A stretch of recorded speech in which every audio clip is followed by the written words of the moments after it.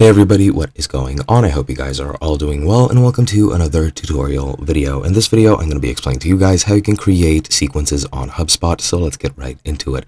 Now, for sequences, what you're going to need to have first is a Sales Hub Professional account, or you're going to need a subscription for Sales Hub Professional to unlock the possibility of creating sequences. Now, once you have it, what you're going to want to do is you're going to go over into the automations tab and click on sequences. And as you'll see, I do not have a subscription, so it's going to pop up with this, and I'm blocked from actually creating a sequence because I do not have the subscription. Now, if you did have it, you just click here on create from scratch, or if you have some already made, it's going to be in the top right, and then you can start creating sequences. Now, because I cannot show you from this page, I'll have to switch over to this HubSpot sort of guide.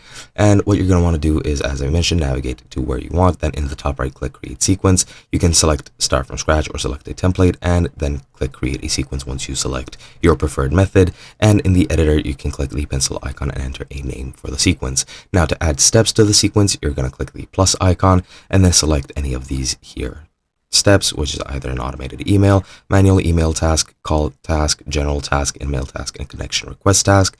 And then in the right panel, you're going to need to select an action, and you can add automated emails, create emails, or general task reminders.